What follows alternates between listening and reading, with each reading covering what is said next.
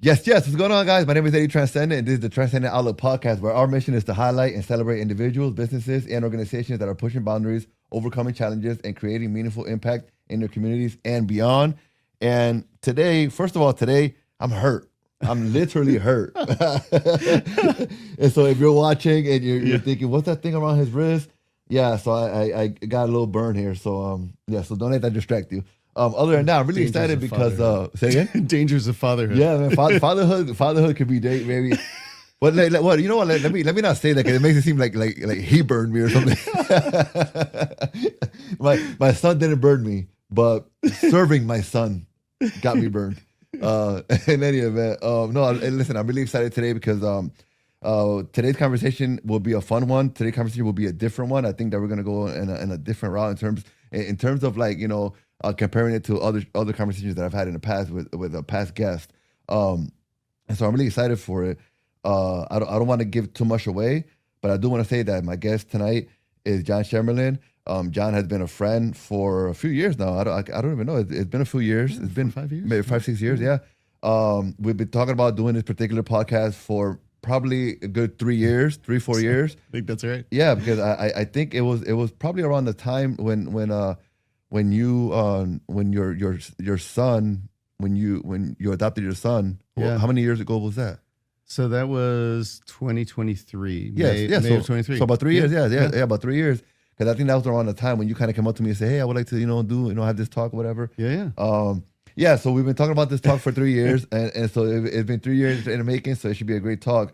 Well, without further ado, John Chamberlain, what's going on, brother? How are you? Hey, buddy. I'm good. I'm glad to be here. Glad we, brought it to life, and looking forward to it. Yeah, so. No, definitely. I'm really excited. I'm excited because I get excited for these conversations. Yeah.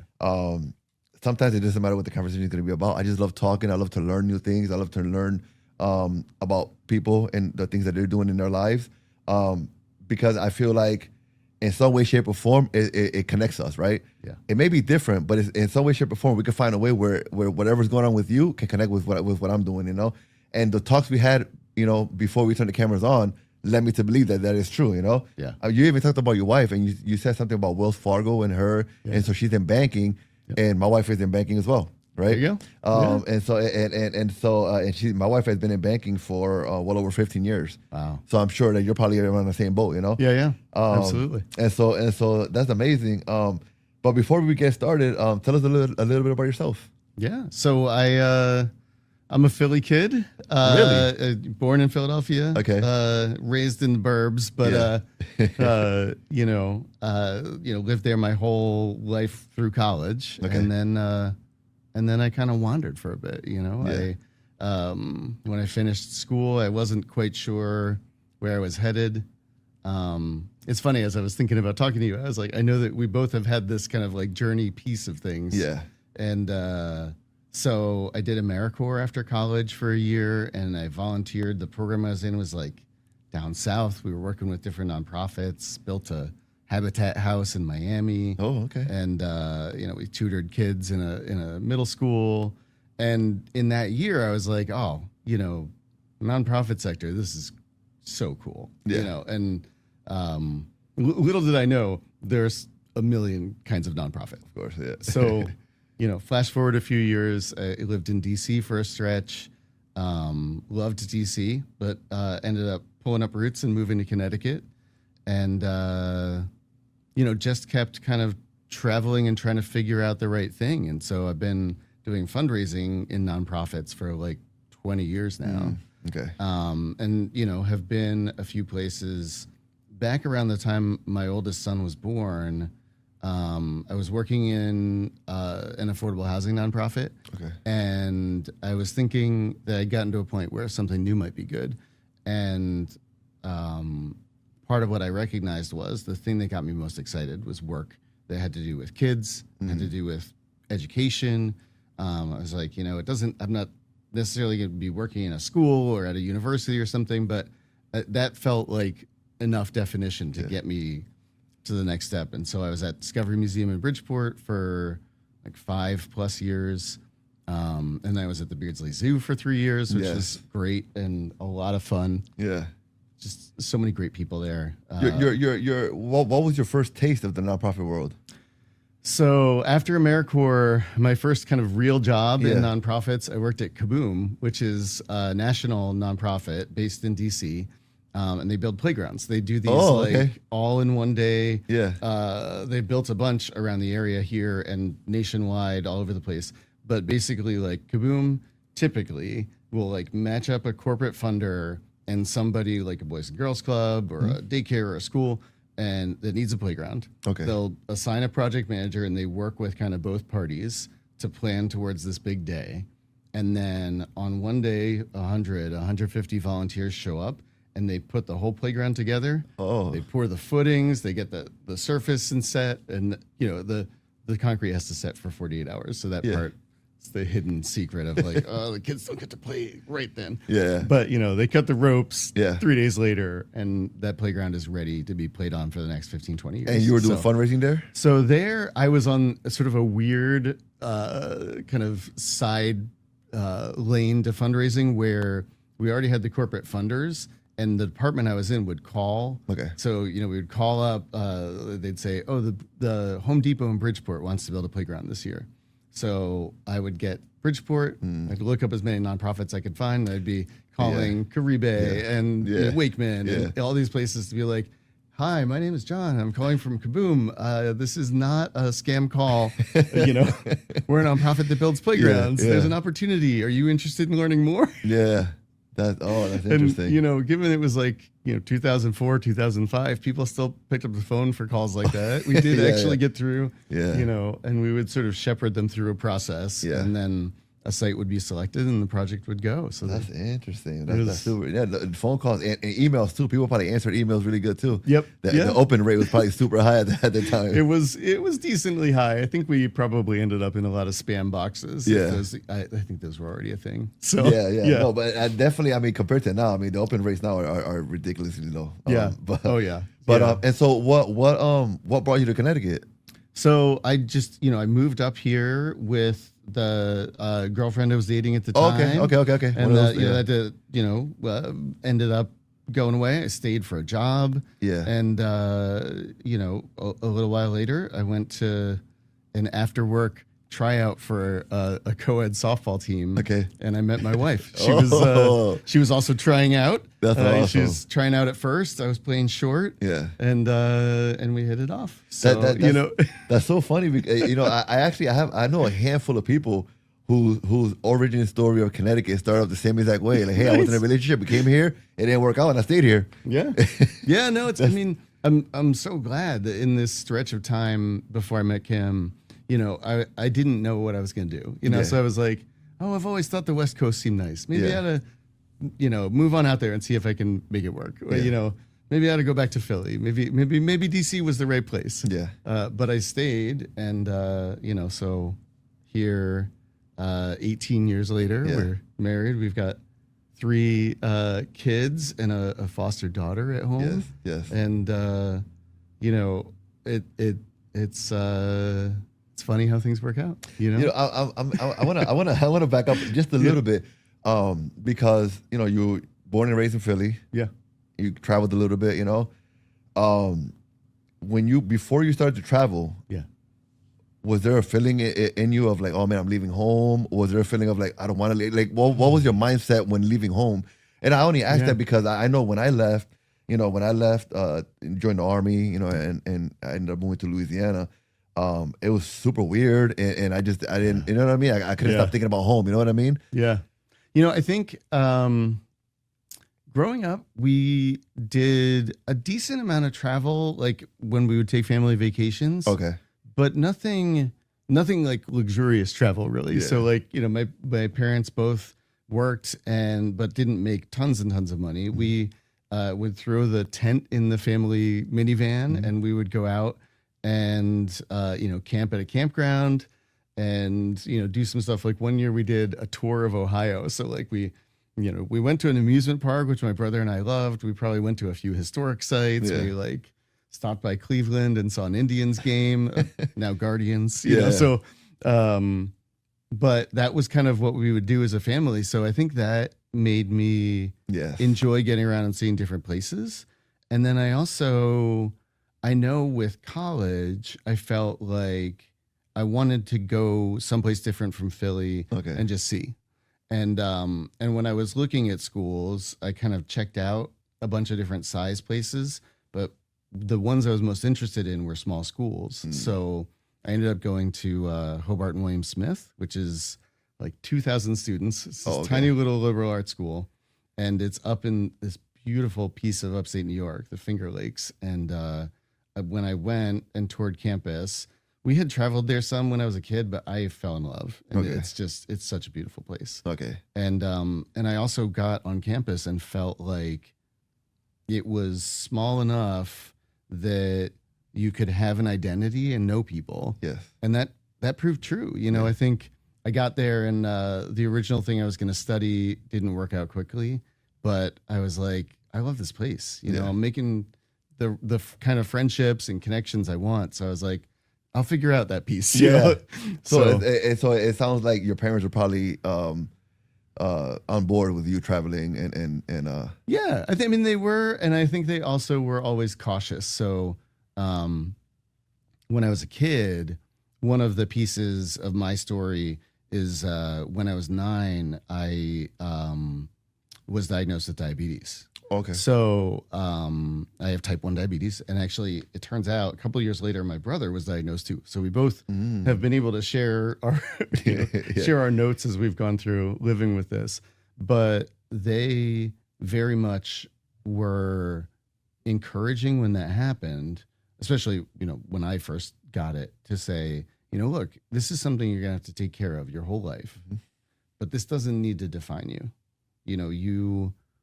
You got to do work to manage this. And if you don't, it could be a problem. And boy, diabetes really can be a problem. Yeah. But they were like, if you do simple things and we're going to help you learn how to do this, then you can do this. And so I think as other things came on in life, they were encouraging, but they also were always cautious as well. Yeah. So I remember I did AmeriCorps and they supported that, but you make no money at all doing AmeriCorps. Yeah. It was so little. But the program I was in did provide you with housing, health insurance, and transportation while you were in the program. So as long as you could get to kind of the campus where you trained at the beginning, you were set. And they felt like, you know what? That's good. We like that. When that year ended and I was sort of shopping around and I hadn't quite figured out DC and gotten a real job, I was like, well, maybe I could do some more AmeriCorps. And that was one of those times in my life where they were like, John, maybe you need to get a real job. I was like, okay, all right, message received. Gotta keep looking. I love that. No, I love it because I think that from what I know of you, the conversations we had in the past, conversations we had today, I can see a lot of your parents' influence in who you are today. Yeah. We were talking earlier about your kids, just different scenarios and things we're looking forward to, with the kids and whatnot. And again, now that I'm listening to you talk about your parents, I can see a lot of the influence kind of there. Yeah. And that's amazing. Yeah. It sounds like you had really, really good parents. Yeah. They're great. And they loved each other like every couple. They had struggles, of course. My brother and I certainly saw some of them. I'm sure we didn't see all of them.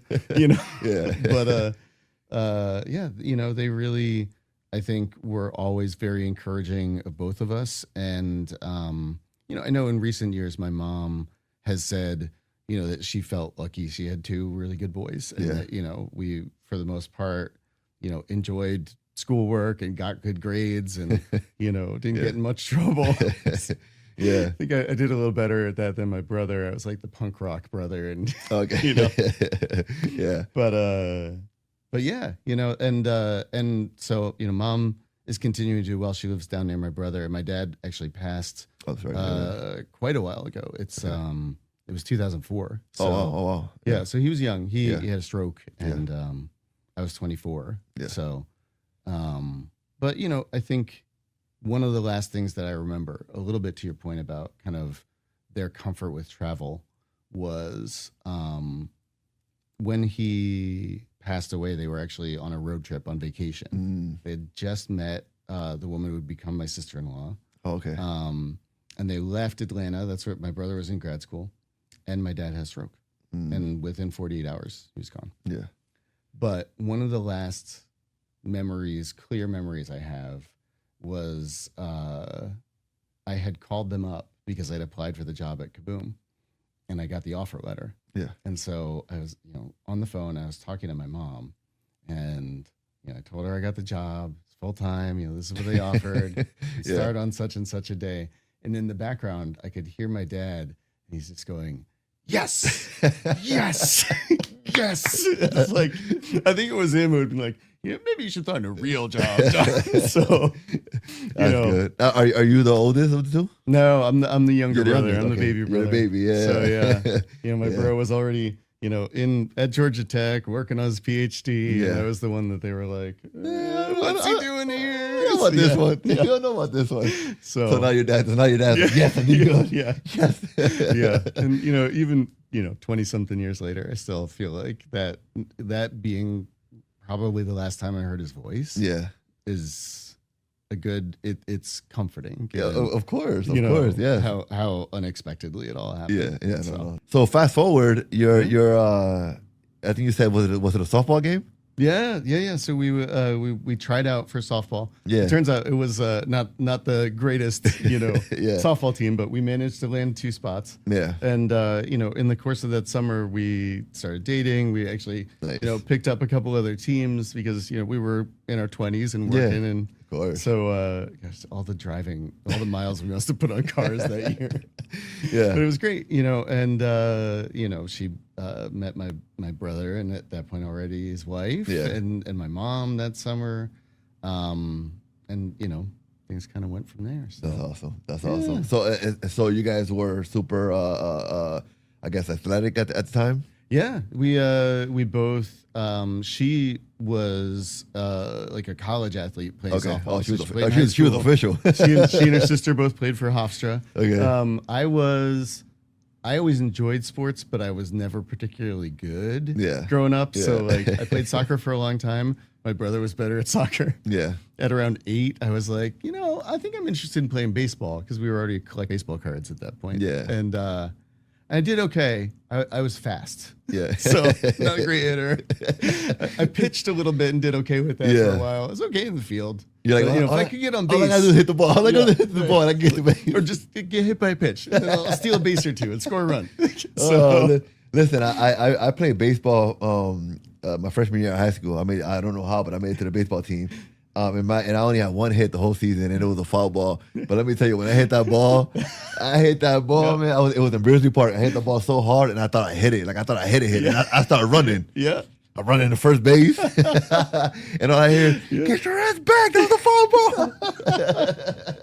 Oh, I love it. But I was so excited because I hit the ball, man. Yeah, listen, I didn't realize until I started playing baseball how some of these kids, man, those balls come fast, man. Oh, man. Let me tell you, even in softball, let me tell you, man, these balls come fast, man. Oh yeah, I've seen some stuff out there on the softball field, and one of the great surprises for me was when I came back in my 20s and played like after work softball and stuff. It was like, oh, I actually can be a pretty decent hitter. It's like I can move around faster than some people out there in the field.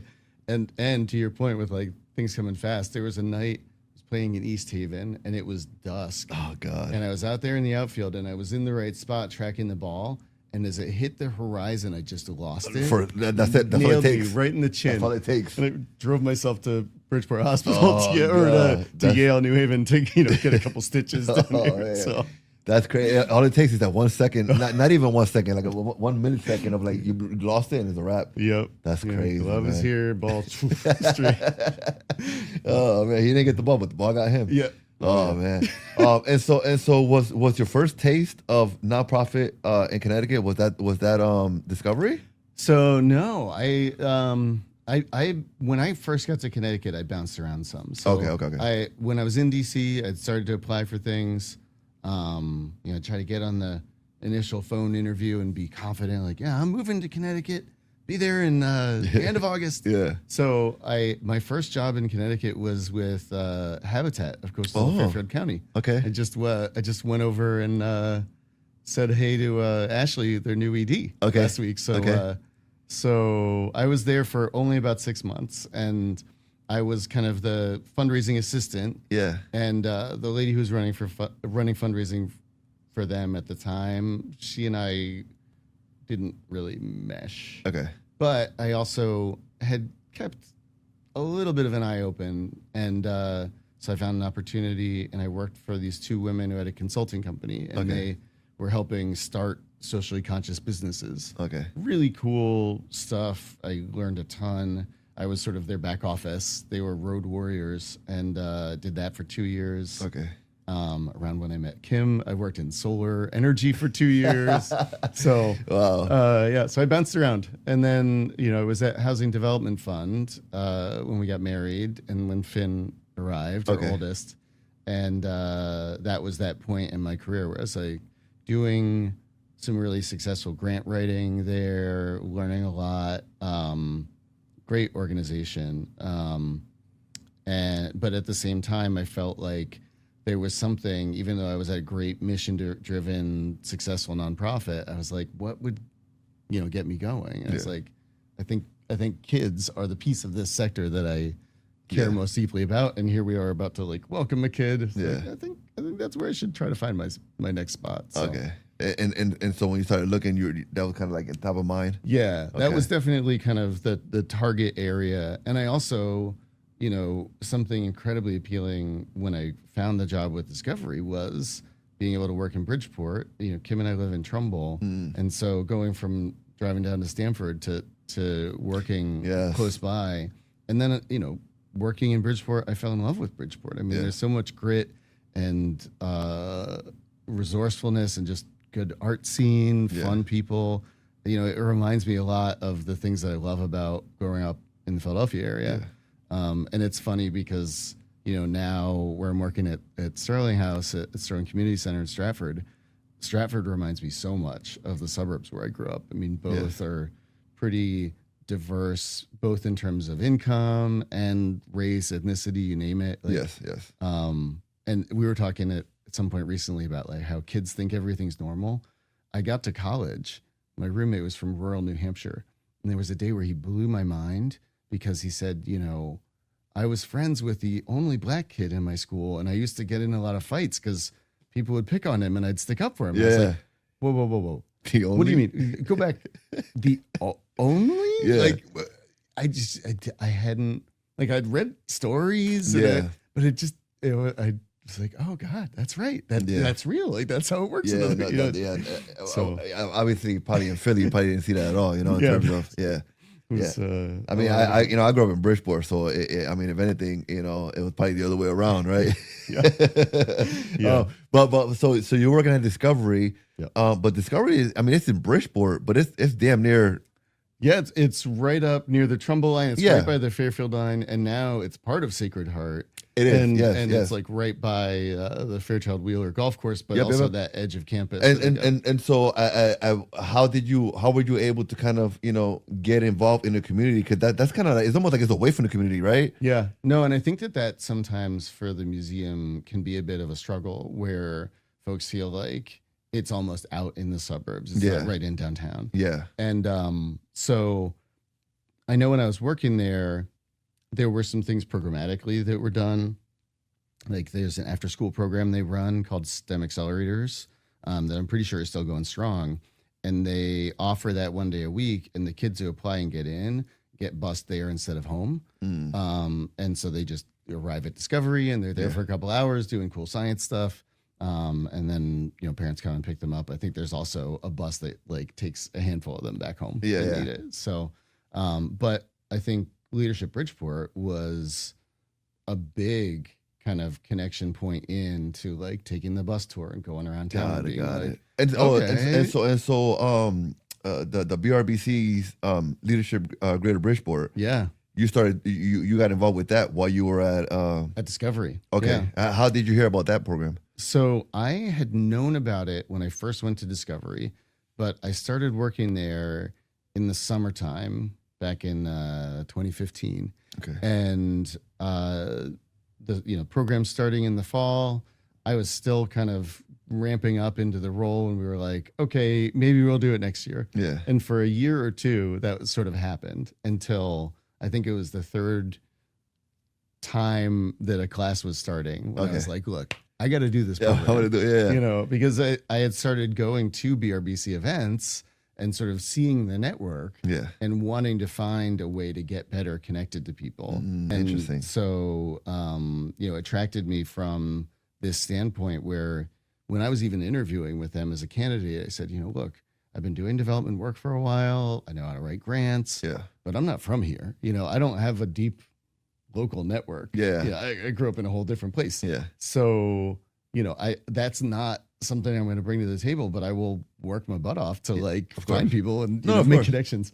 It just the kind of catalyst piece for me with the leadership program was that you really do over the year make some friendships where you can call somebody and maybe they're not the decision maker in all of Hartford healthcare, but they can help you along from the inside of someplace and at the very least give you good advice. Doesn't mean they're going to get you to your goal. But I definitely agree. And by the way, for anybody who's watching or listening, we're talking about the Bridgeport Regional Business Council's Leadership Greater Bridgeport. I think they've got a class 38 starting in October. So. Yeah, and now that I'm thinking about it, I think is that where we met? I think so. Were we in the same class? Were you in? No, were you in 29? You were in 30, I think, right?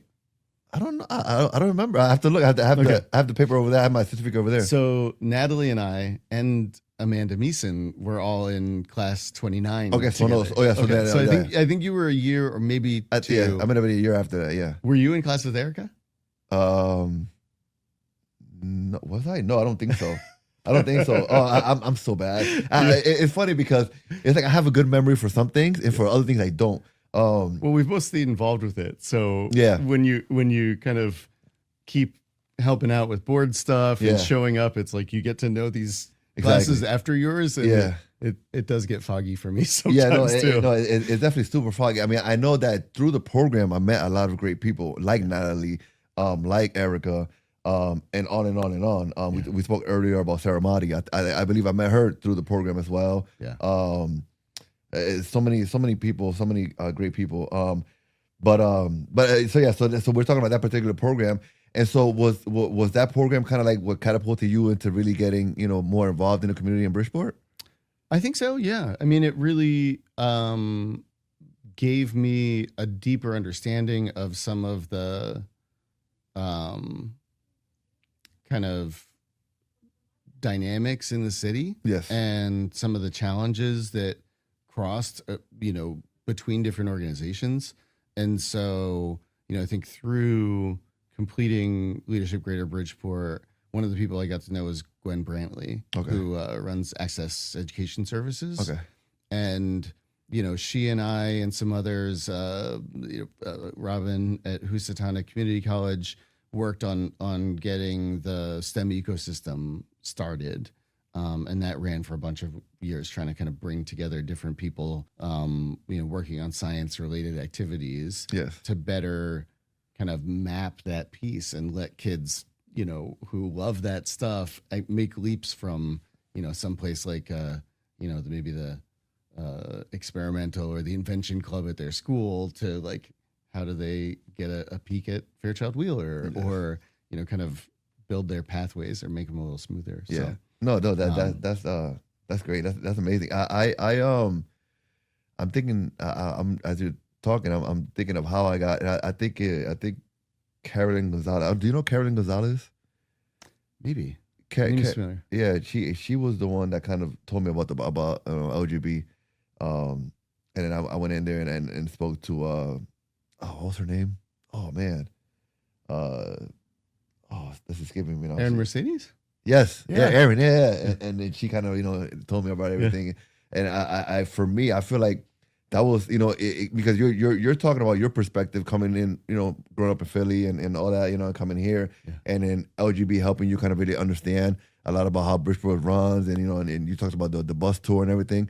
And it's funny because even though I was born and raised in Bridgeport, I learned a lot on that bus tour and the whole program, because even though you're raised here, there's so much that has happening kind of behind the scenes that you don't know about, Yeah. And I agree that program really helped me really understand a lot.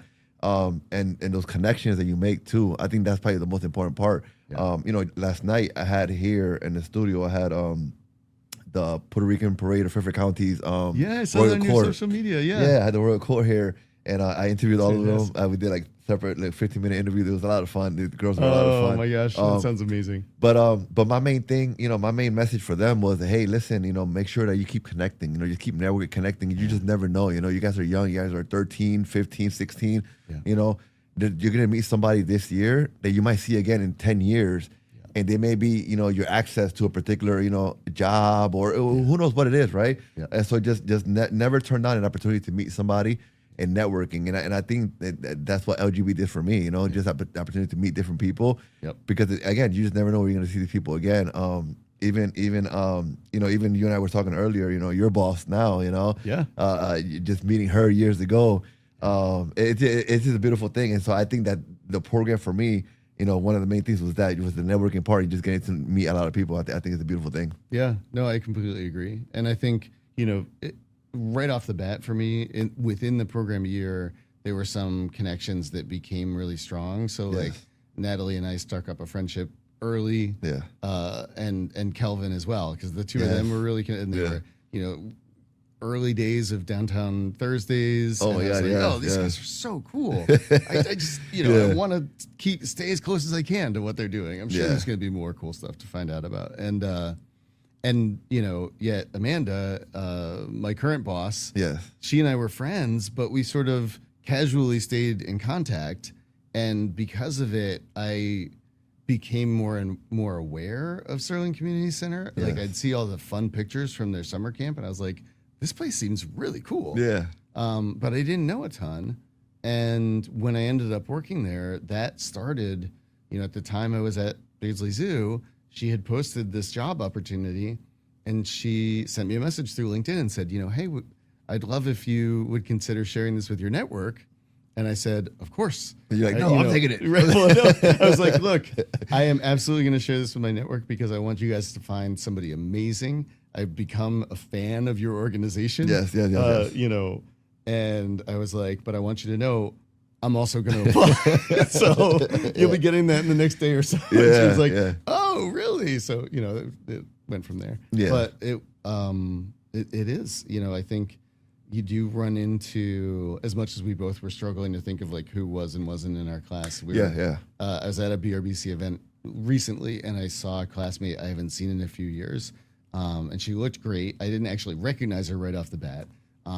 But it was exciting to think like, oh, maybe now is the time we'll find the inroad to like, make something happen between like where I'm working now and where she's working now. So no, I agree. I mean, I haven't been to an event since my daughter was born, since before she was born. So it's been 3 to 4 years since I've done anything in the community. And so I can only imagine whenever I get back out there, you start running into people. And like you said, you run into somebody and you say, oh, wait, and again, maybe this is the time when something could happen, And so I love that. And I also want to get Dan in here. I want to get Dan in here. I want to talk to Dan. I think he has a great story to tell. And it hasn't been told yet. And I think I want to hear it here. So before you ended up where you're at now, you made a quick pit stop over at the zoo. How was that, man? How was that? It was great. It was I feel like my time at the zoo was a little bit like drinking from the fire hose. I mean, an odd piece of that stretch is our second son was born like days into me working there part-time. And so he was all of 2 months old when they offered me a full-time job a few months later. And then less than 6 months after that, COVID struck. And so I was working there as a new employee, thinking to myself, like, are they going to need to cut people? Because that would make sense. But one of the beautiful things that I remember in that early stretch at Beardsley was, the three of us who were the main piece of the fundraising group there, and our marketing person, Lisa, who was part-time. So there were two Jessicas, me and Lisa. Yeah. And it became this sort of, constant brainstorm process over Zoom calls where we would check in with each other like once or maybe sometimes twice a week. And there was this openness to say, we have no idea what's going on. We have no idea when anything is going to be normal again. But we know that the zoo needs to keep running. Yeah. And we know it's full of animals that need to keep getting fed. So,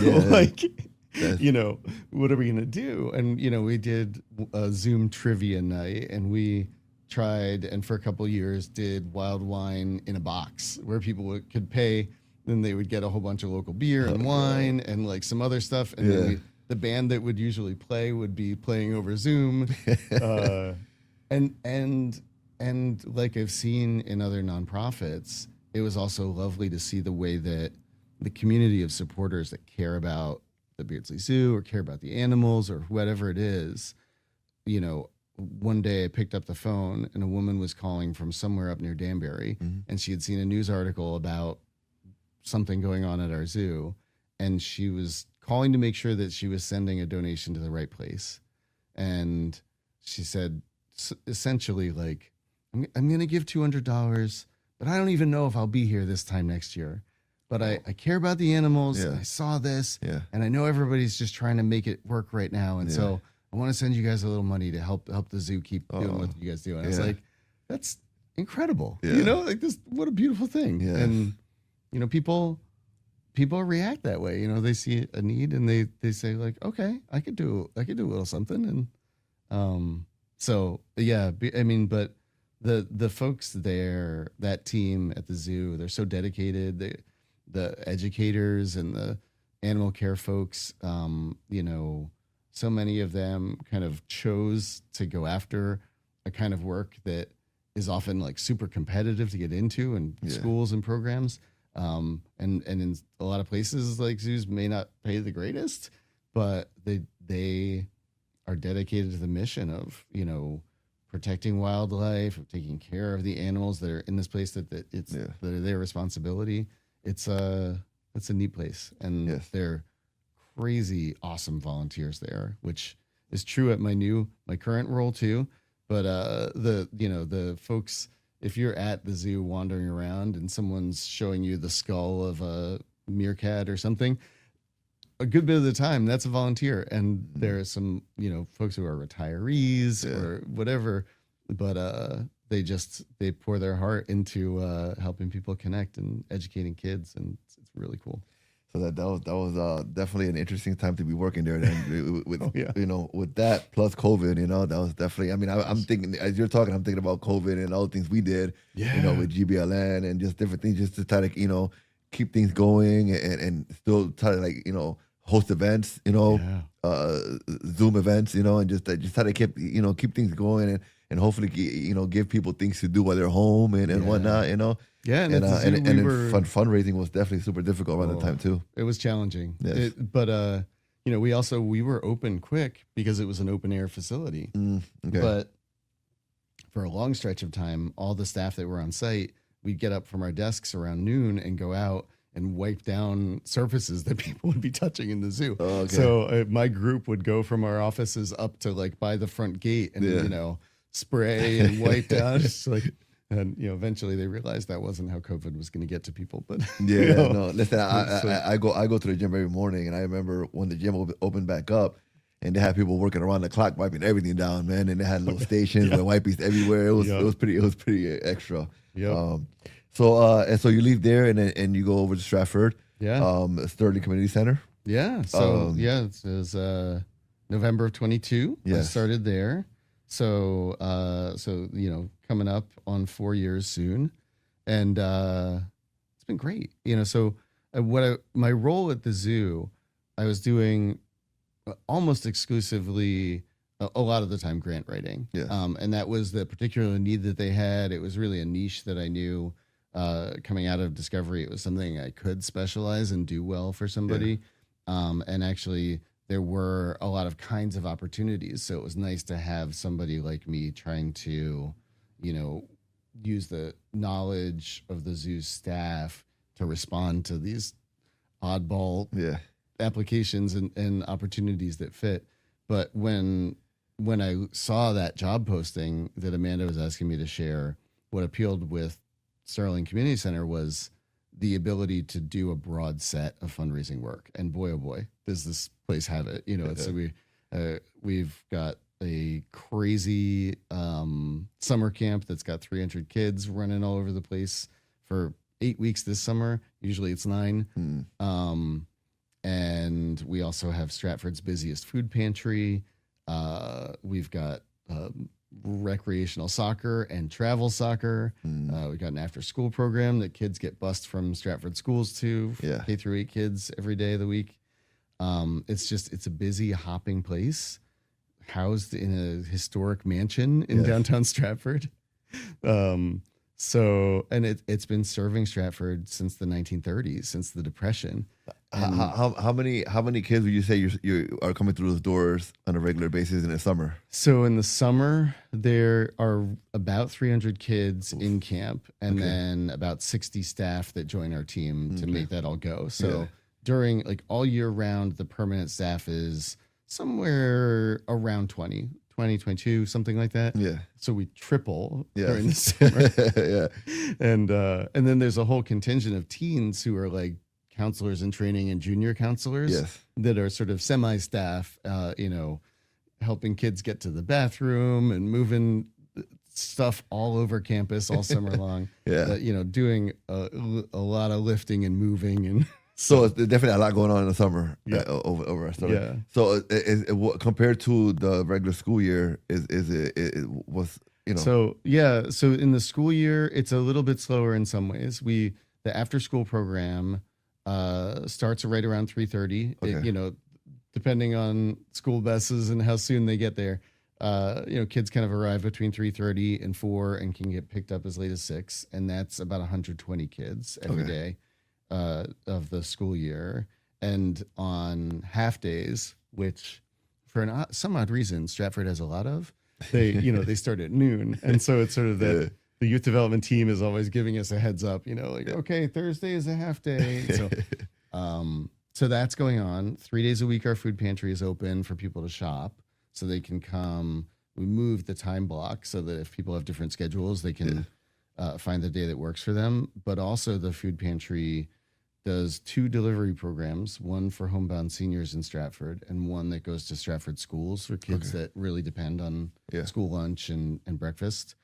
And so that gets packed on the 2 days that we aren't open, really. A lot of that gets packed and delivered. And then we've got, ladies doing chair yoga. We've got an improv class. We've got art classes. It's this great sort of caricature of almost a different time, it feels like sometimes. And the team tries things on. So we currently and for a while have had a Pokemon club. We have a Dungeons and Dragons club that keeps going. Somebody started it up, and then a couple of adults volunteered regularly enough that I think they now run the program.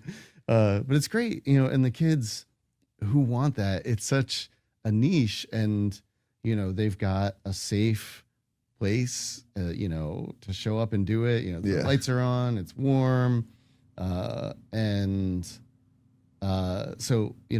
it's a pretty remarkable place. And the nice thing working there and being part of that kind of core 20 or so people is I think that it's also a place that has in the last 10 years especially built up some muscles around trying to stay dedicated to being responsive. So like that delivery program for homebound seniors started because some of the folks coming to shop in the pantry, our pantry director was looking at saying they shouldn't have to do this to get the food that they need. It's not that safe for them to be doing what they're doing. But they're living in an apartment or in a home that they own, and they need some help. So that started right before COVID. So before I worked there, it blew up during COVID. But even as things were getting safer and people were going out more, they recognized that like the need was not going to go back entirely away. Yeah. So they've kept doing it and, sought out funding, donors have kind of come in to regularly support that. So it's pretty neat in that I think that responsiveness is now strongly part of the DNA of the place. That's what the aim is to kind of keep understanding needs. And I know during the Amanda's been there for 10 years. Okay. And during her tenure, they've done things like they added the after school program. They also changed camp. I don't know if it had either of those options before, but it has early drop off and late pickup. Yeah. Because they were like, you can't do 9 to 5 camp. But parents got to get to work. Yeah. So no, definitely no. And I mean, it sounds good because it sounds to me like, you with this particular, after being in several other places, you found a place where you're able to kind of fulfill different things that interest you, right? Because you have a huge interest in working with kids, and you have a lot of that there, Right. Clearly, you're great at what you do in terms of grant writing and fundraising, and so you got that there as well, and you get to work with the community, which is there as well. And so, in a way, it's almost like this, you being able to find this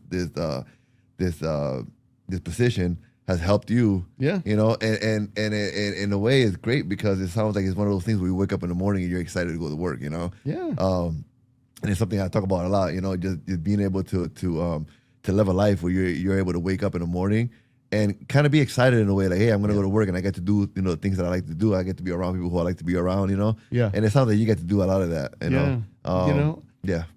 I agree. And I think I have this memory of being like a senior in high school, and, people ask kids who are 18 and are going to, they're like, oh, well, what are you going to do with your life, right? Yeah. And I used to tell people, be like, I don't know, but whatever I do, I want to have fun. Yeah. Yeah. And I'm not even sure, kind of where I came up with that, but I think it reflected a sense that like I was clear. A lot of people talked about work. A lot of parents and grown-ups talked about work. Like of course. It had to be this drudgery. Yeah. And I was like, I don't think that has to be, So, yeah, no, I don't think so either. I think that that for some, it may take longer than others to really discover what that thing is that you get to wake up and have fun doing. Yeah. And I also think that for some, that fun thing may not make them the money that they need at the moment, and that's the part where a lot of us, and me as a creative, I fall into that where this is what I love. Yeah. And this doesn't really pay the bills right now, you know what I mean? At some point, I would love for it to, but you have to keep at it, But definitely, being able to have fun. I think that at a young age, you kind of already had the mindset of, hey, I want to be able, And I think the good thing is that you didn't have, and I mean, you can correct me if I'm wrong, but you didn't have anybody kind of like drive you away from that, Because I think that's what I think most kids probably think the way you thought, and then somehow, whether consciously or subconsciously, they're kind of like made to believe, that's not real. Yeah, no, and I think. So I do think some of it comes into play with like my family and my brother. He and he's 2 years older than me. And I feel like for whatever reason, we're both always good students and, pretty well-behaved kids or whatever you want to say. But Matt had a certain kind of creativity and a certain kind of performance, I think, where for whatever reason, at some point along about high school, people were like, it's got to be like architect or engineer. I think you're going to probably be an engineer. Went to school. He's a mechanical engineer. Kept going to school. He's got a PhD in mechanical engineering. Yeah. He always was obsessed with space. He actually works for NASA. Oh, wow. Okay. So, okay. Yeah. And I was kind of the mirror image of that. It was sort of like, well, we know that John likes stuff. He likes music and he likes baseball. And he talks about how much he likes playing baseball, but John doesn't play baseball very well. So we don't think he's going to be a baseball player. Yeah. It's like he's interested in music, but I don't know if he's going to be a musician. Yeah, no, definitely. So I think in some ways they Yeah. didn't ever know what to tell me. Yeah. It was like, oh, you like math? Maybe you'll want to be a math teacher. Maybe Yeah. you'll want to be an accountant. I didn't really want to do either of that. I think often at an early age, it's almost like we're made to like have to make a decision. You have to. What do you want? You have to decide what you want to do. Like, you know what I mean? At an early age. Yeah. And I think in many cases that's the wrong thing to do. Yeah. Because we have no idea. So I think most of the time we graduate high school, we still have no idea.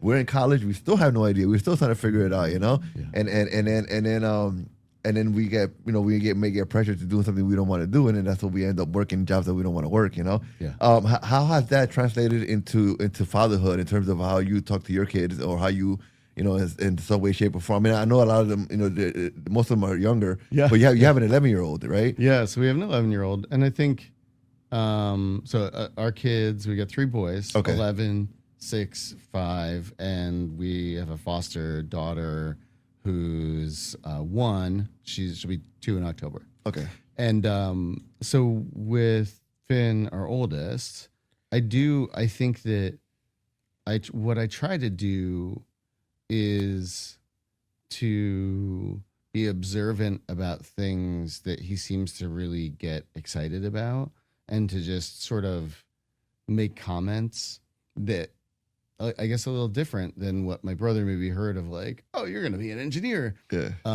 Finn's been really into trading cards recently. Okay. So he's been interested in like Pokemon cards for a while. He's gotten more into baseball cards recently. And these days, that world has these shows all the time. And we went to 2 trading card shows this past weekend. Yeah. Just a little much. But there's a lot of negotiation at these shows. You know, he'll say, oh, you know, are you interested in any of these? And hand people a stack of cards in little cases. And they'll sort through and say, like, oh, yeah, you know, I'd be interested in this one. I looked at it. That's worth about $45. You know, do you want cash, or do you want to trade for something in my case? Okay. And so when I've watched this and talked to him on the car ride home, I'll sort of say, like, you know, I feel like you did a good job of, like, you wanted a little more for that card and you stood your ground, and that worked out pretty well. Do you feel good about that? You know, so because I think you're right. Like I with them, I guess I just think it's helpful to sort of name components that could build up towards something. Yeah, you know, and almost say, like, maybe, you know, if you want, we can find other ways that you can do that type of stuff. Yeah. Because I didn't ever have such a clear, oh, well, you really like this, and that we see what the path is. You know, you should be an engineer. Yeah. You know, I just was a kid who was like, yeah, you know, I been subscribing to Rolling Stone for a few years now, and I think I want to be a rock star. I'd be like, good luck with that. Actually, they'd be like, no, don't do that. Yeah. No, so you're. How do you feel when you're kind of standing there, kind of over his shoulder, watching him kind of negotiate? How's that feeling? You know, it's been fun, just because I think it is one of the pieces that he and I share where I'm the one with him most often, and I've kind of developed an approach. So I go there with him. He's got this weird little suitcase for trading cards that's remarkably heavy, and so he usually likes me to carry it for him. But you know, when he gets into it, a lot of times I'll kind of like put the case next to his feet on the ground, and I'll kind of step back a little bit, and I'll maybe try to browse at a table nearby and just see if I spot something that looks cool, and I'll show it to him. But I kind of let him do his thing, and I stay close enough that I can keep tabs. But I also think I'm already at this comfort level where I feel like he's got a pretty good idea of what he's doing. And also there have been some times where he's sort of, you know, reached over and tapped me and be like, hey, take a look at this. Does this make sense to you? You know, like, you said that this was worth something, but this guy says it's worth half as much. You know, so is he negotiating with other kids or adults or both? Mostly with adults. Oh, nice. Yeah. Nice. Occasionally with other kids. It's funny. The kids who have, like, you know, tables usually drive a really hard bargain. but I also feel like he will walk away from that. He'll just feel like, no, I don't want to do that. I think that's so good. I feel like there's so many different skills that he's learning while he's doing that, right? I mean, obviously, he's collecting cars, so he's learning more about cars and whatnot, and maybe he's seeing things that he hasn't seen before. But he's also learning how to negotiate, how to communicate with people. He's probably learning how to read people. How to kind of be patient, wait. And he's also knowing that, hey, if anything goes wrong, that's right there. Like, you know what I mean? Right. And so I think is a great kind of thing you got going on here with him. Yeah. And I think you're right. I think there are a lot of layers. One of them that I think is cool is his read on, like, does he trust this particular dealer? Know? Does he feel comfortable, or does he need to find a way to just sort of bow out? Exactly. No, and that's good because again, as he gets older and he gets out into the real world, these are skills that are gonna probably help him later on. Oh yeah. Whether or not he's still collecting cars 10 years from now, it doesn't matter. Yeah. The skills that he's learning now are gonna go with him forever, and I think that's great. Now, you and your wife are foster parents. So we are foster and adoptive parents. Yes. So our youngest son, who's 5, Jojo, came to us through foster care, and we adopted him 3 years ago. And he was not our very first foster placement. Okay. But to start at the beginning of the story, when Kim and I were dating, and things were moving along, at some point start talking about family stuff. I don't even know. I think we probably weren't even engaged yet. But oh, do you want to have kids? Yeah, I want to have kids. And I think I was the one who brought this up very casually early, early years, and said, we both have one sibling, and I've always thought it would be nice to maybe have 3 kids. And I don't know what you would think about this. And maybe it's not a good idea, but like, I've always thought it would be cool to maybe like have a couple of kids and adopt one. Yeah. And I was like, full transparency, I don't have any idea how it works. Yeah. But she's like, yeah, actually, I think that sounds pretty neat. And, so years pass, we do get married. And, over a good span of years, we would try to find places where we could learn more. So, a kid that I went to high school with, he and his wife, at the end of a long kind of infertility journey, adopted 2 daughters.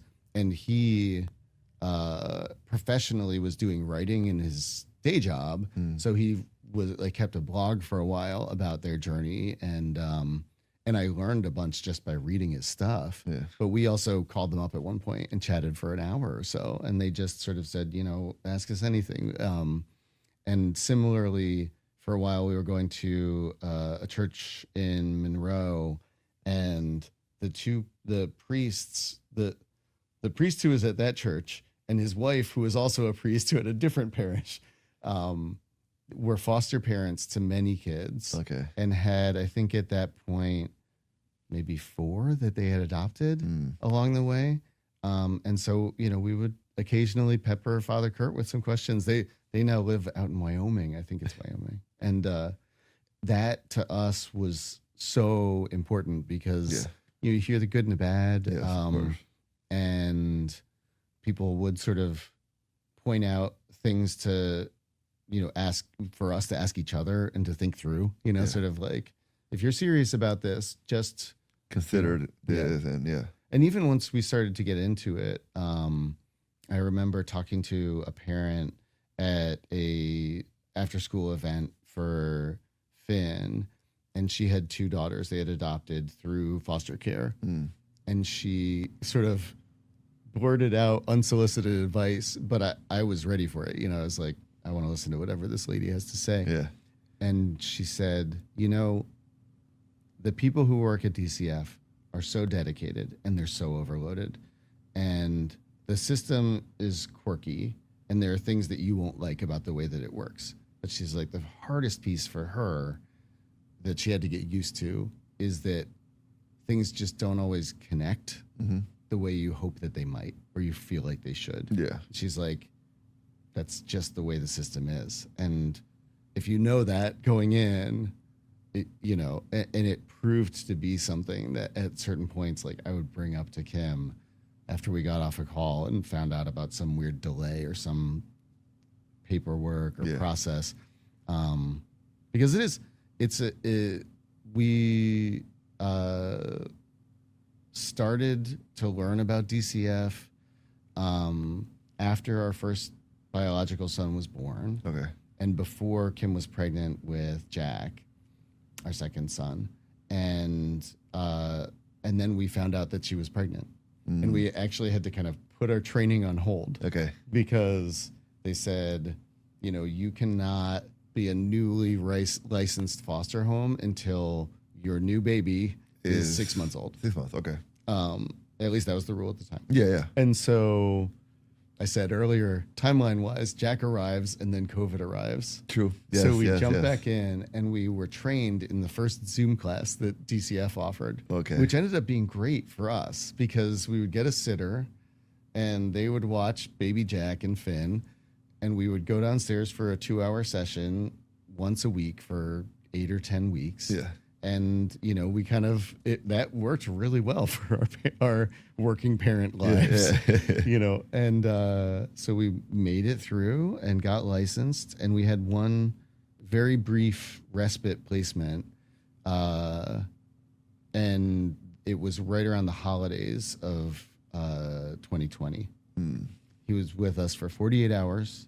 Both he and his sister had come into care at the same time, but we had said we only had room for one. And they found a place that could take both. And we said, please, like he should be with his sister. Yeah. And, but by the time we went through those 48 hours, we were like, this went okay. The boys seem fine. We kind of did a check-in and, asked for a pass until it was the new year. But, we started taking care of JoJo as a foster in mid-January of 2021. And how old was he? He was newborn. He was a few days old. He was actually discharged from Bridgeport Hospital to us. Yeah. So, and I remember this is one of those moments I'll never forget, but because of a few things with what was going on while he was in the maternity ward, they told us about this baby. And then it was a little longer before we could go.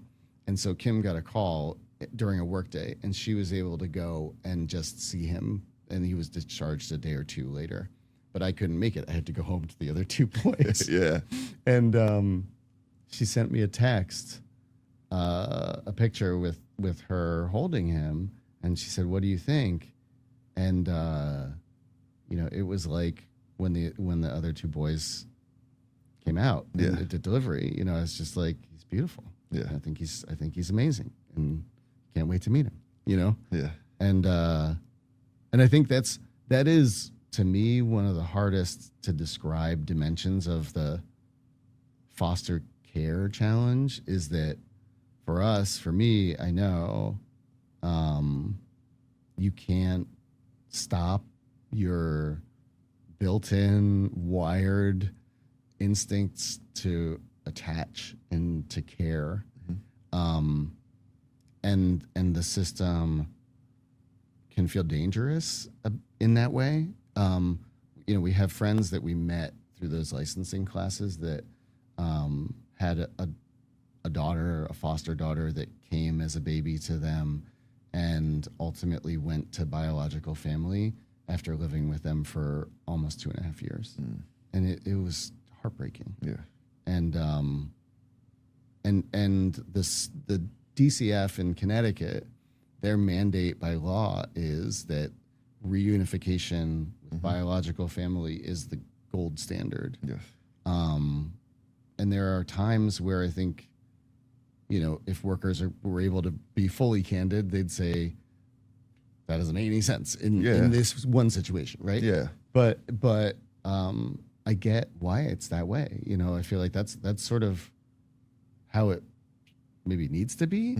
But that doesn't mean it's easy, and it feels like it means for a family that's caring for a child who's kind of the state is that child's guardian when you're a foster home. There are variables that you know so little about that could impact your ability to be in this child's life, and that's really scary. How talk to me a little bit about the conversation that you and Kim had to prepare yourself for what may or may not happen, right? Was there a conversation there? Because I feel like, in the back of your head somewhere you're thinking, hey, we have JoJo here, right? Mm-hmm. He may like, he came straight here, but he may not be with us. Like, you know what I mean? Yeah. How do you prepare for that?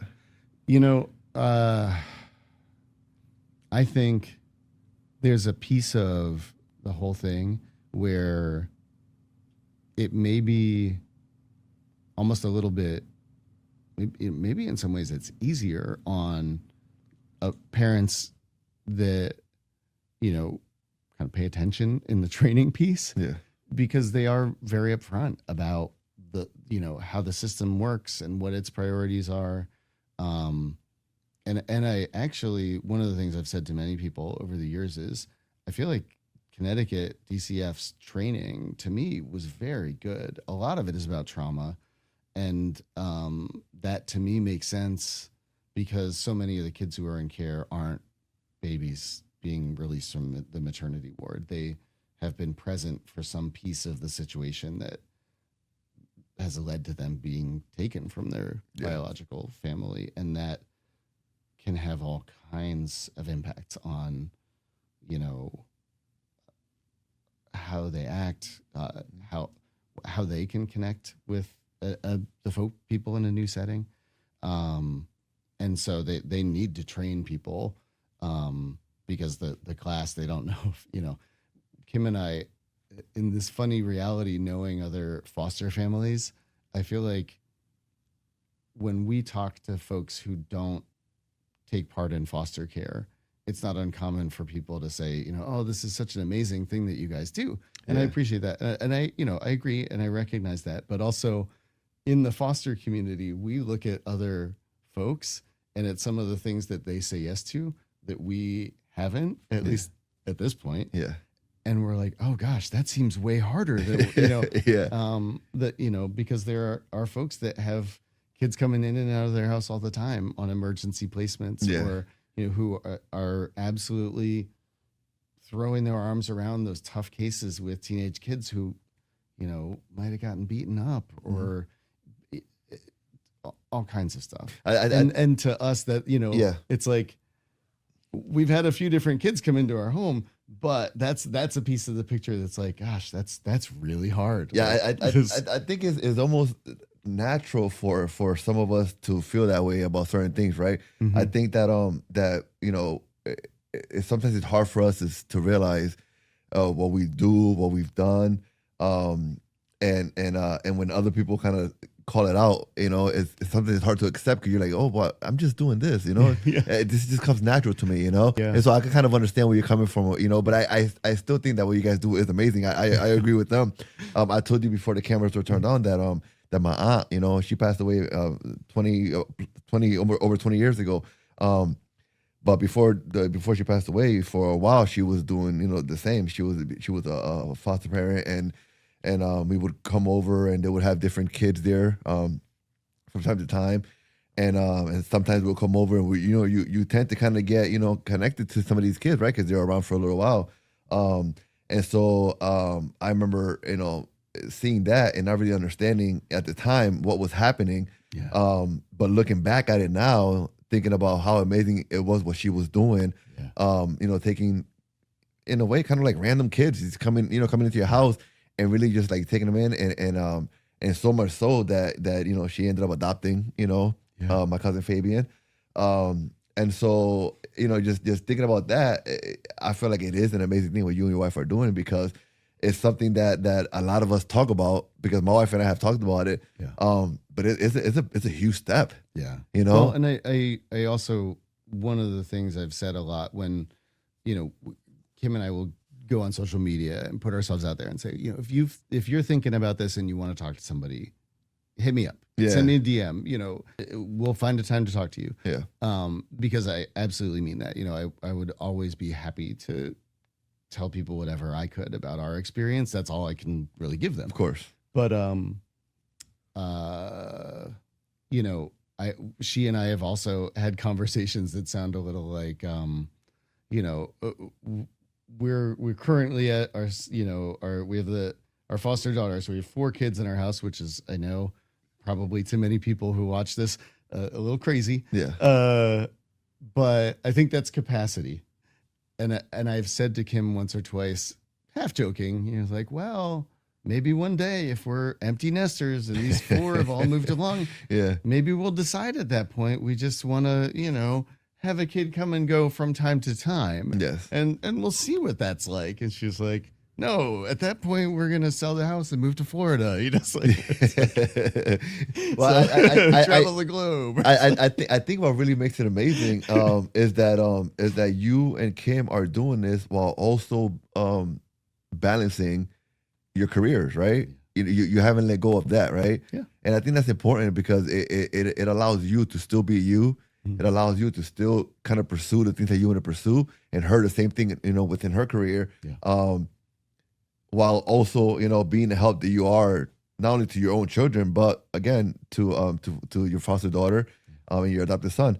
And so I think that even makes it even more amazing, what you guys are doing, because sometimes you as a parent myself, you think about just the load of like balancing work and at home and kids, Again, I think that makes it even more amazing. And there's no question to follow up to this. It's just a lot more amazing, But I think that one of the things that's funny and hard to get across necessarily in words is just, I think that being parents to a foster child is so similar, except for the process piece, to being parents to our biological children. It's like, especially in that piece that feels risky when you have the phone calls and get the check-ins on what's going on with the process. But it's the same piece by which the risk has everything to do with the fact that you now love this child, and you've spent more and more and more days and months and gone through these milestones, and so it's the same way with our boys that the 2 of us made. It's this journey that you're just in, and every day you're getting up and getting them off to camp or school or whatever, and you're right, it is a balancing act. But interestingly, one recent learning for me as we've added a 4th was, in some ways, I've told people this at work, and I feel clear that some of them think I must be lying. But okay, the unexpected plus of a 4th kid in our mix, at least, is she's come in, and the logistics at this point, and this could change any second, could be changing at home as we're talking, is like there's enough extra that it feels like it forces everything into some weird alignment that's been working well. Yeah. And I wouldn't have predicted that at all, but it's been weirdly smooth, so much so that I definitely don't trust it. Yeah. But, yeah. And it, it may be gone tomorrow, but for now I'll take it. And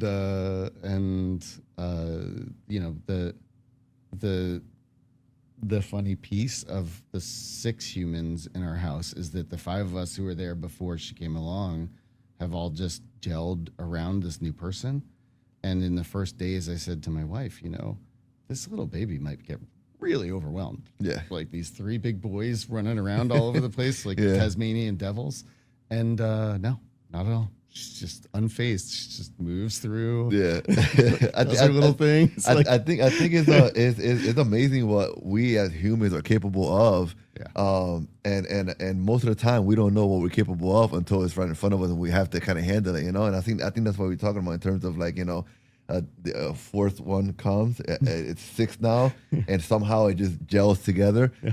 I think that sometimes we underestimate how us as humans are able to just kind of like deal with what life gives us, right? Yeah. And I think that your situation at home is a clear example of that. Yeah. Before we end, I do want to get into a question, and I'm not sure if it's something that you really want to talk about or not. It's just something that's kind of in my mind. We touched up on it a little bit before we came on cameras. But I want to talk a little bit about conversations, right? Yeah. Conversations that maybe you've already had, and conversations that you're gonna have, right? Okay. Did you? And this is, I'm super interested, and maybe for anybody who maybe is watching and maybe is thinking about becoming a foster parent, and maybe they already have kids. How was the conversation with your kids in terms of adopting their brother? Yeah. Because one of your son is 11. So when you adopted your son, he was probably about 8, so he's old enough to where he understands. He knows what's going on, Yeah. How was that conversation? Yeah. So back when Jojo first came into our family, our second son was 15 months old. Okay. So he was a baby. He's a baby. And so he's, known him all along.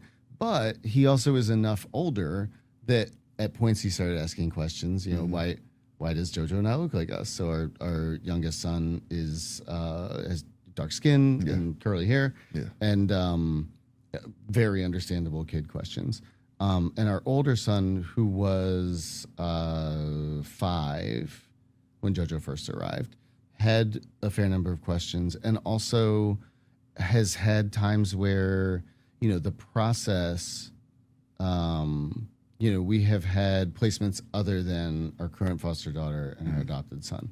So kids who are in our home for a short stretch. Yeah. And I think he has found that really taxing in some moments. And, he's talked to us about that. We've tried to kind of do our best to keep the channels open, which is a challenge. I know your son's 9, right? Yes. So, I often ask questions that get not even no answer, but very little response at all.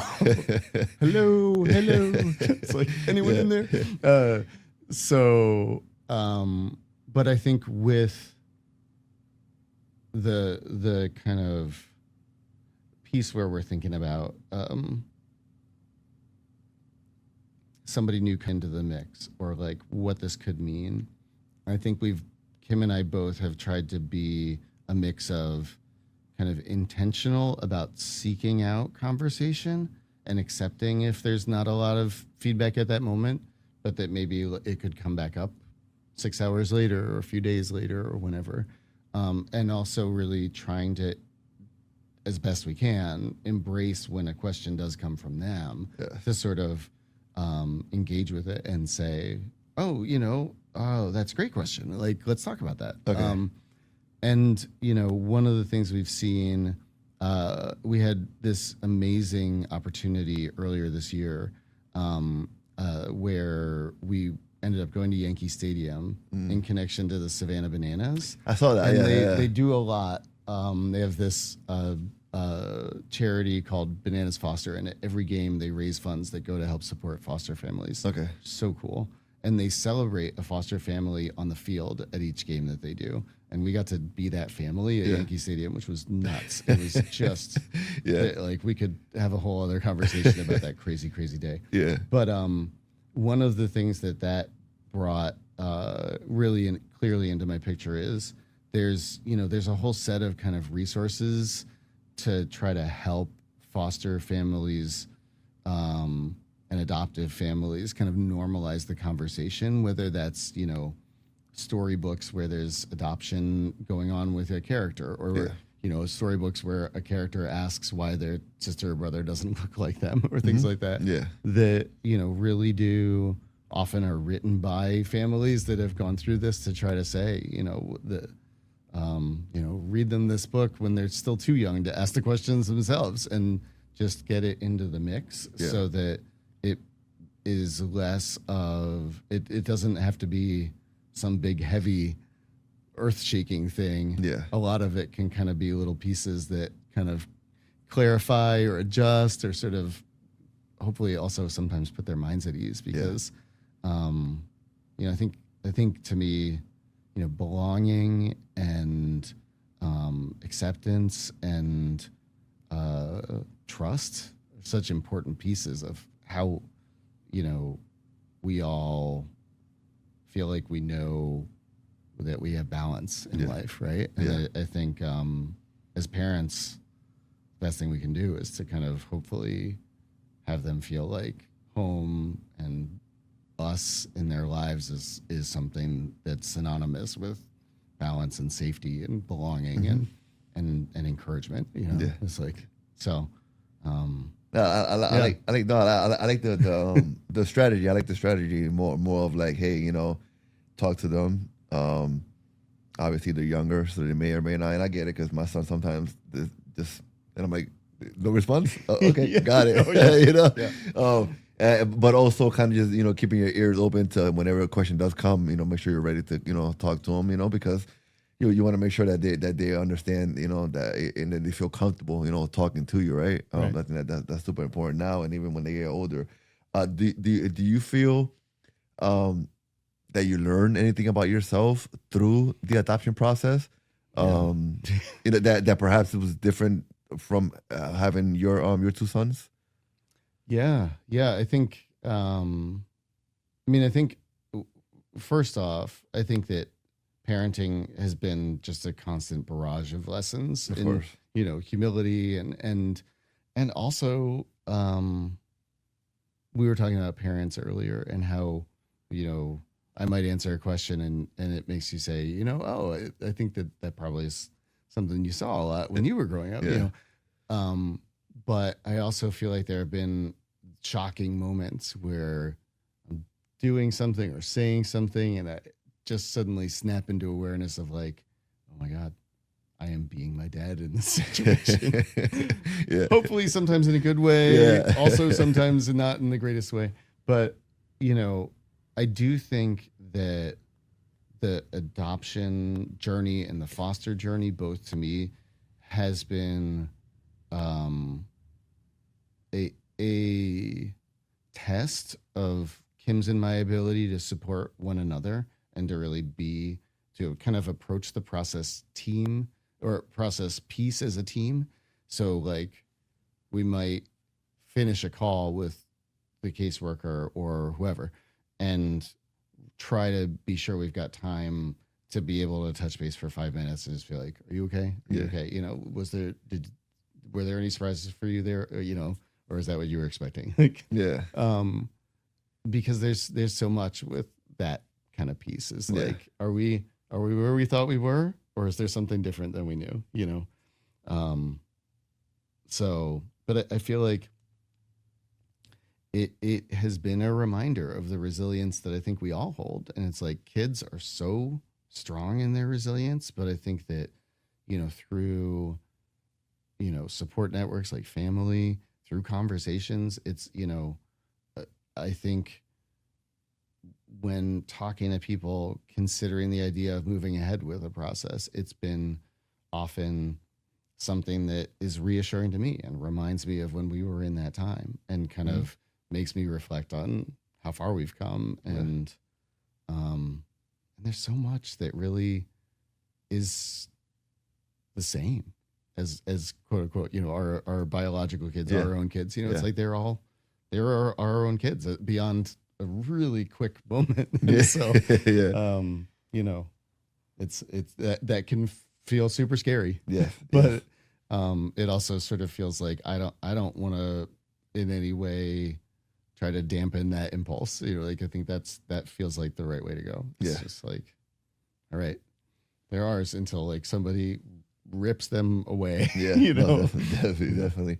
What would you what would you say to someone out there, man, woman, couple, who's kind of there? They're at the they want to take the step, but they're just not sure. What will be? I mean, obviously, it's hard to just give out kind of just like a blanket statement in terms of inspiration because everybody's going through different situations. They may have kids, they may not have kids. They may be older, younger. But what is something that you can share to perhaps help someone kind of make the decision? Yeah. Well, so two things come to mind. One is the need is very real. And I think I knew this just by being somebody who watches the news and stuff like that. But to put a very fine point on it, I went and checked, and the current DCF numbers have about 3,300 kids, a little over 3,300 kids. They're in care in the system in Connecticut, Okay. today. So, and that's actually a good bit lower than when Kim and I were getting licensed, but also that was early COVID and the system had gotten way backlogged. And I feel like the number was about 6,000 when we were being trained. Wow. But there are kids who need a safe place now. Yeah. And that, you know, whenever someone's playing this video, that now is going to apply. Yeah.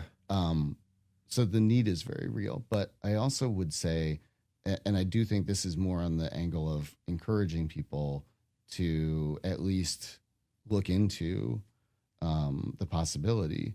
When we were in our first information session, the DCF worker who was running that at some point said, the foster care process is a mutual consent process at every stage of licensing and from there on out. And she said, what I mean by that, telling you all as potential foster parents, is if you're already in training to be licensed and you go through one of the learning sessions and you're like, we cannot handle this, that's okay. Yeah. You can tell us, you can walk away.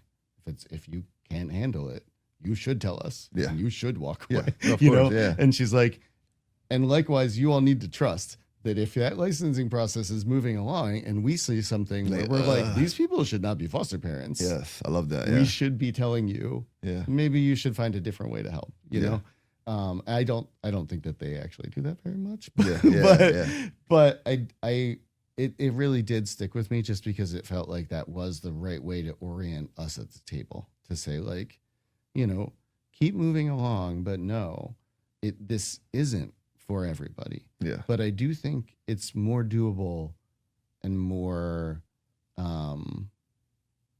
manageable than people might expect from the outside. And I think the only way to know if you feel like that's true for a family, for an individual, whoever, is to find out more. You know, because it's the caseworkers, it's the DCF folks who know all of this well enough to fill you in. And it's, you know, people like Kim and I that will say, yeah, call us. Let's talk through whatever questions you have. Yeah.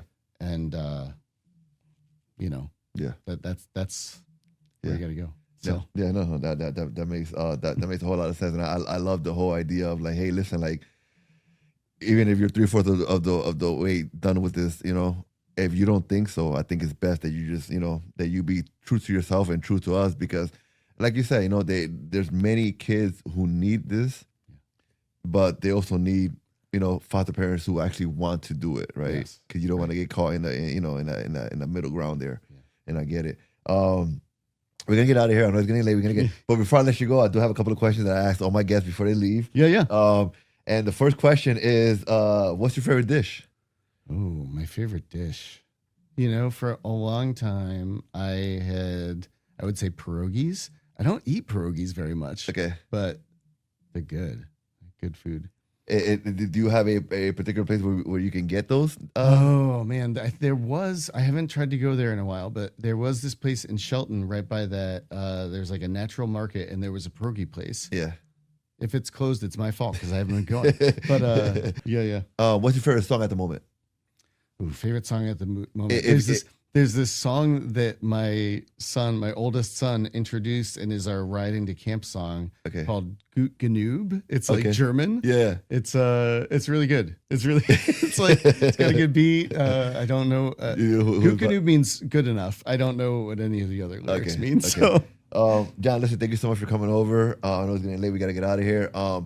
I think that tonight's message is a great message. I think that taking that step into becoming a foster parent is a very important one. And I think that with your story, I hope that we're able to at least impact one family out there to say, hey, you know what, let's take that step. Let's do it. Let's try it.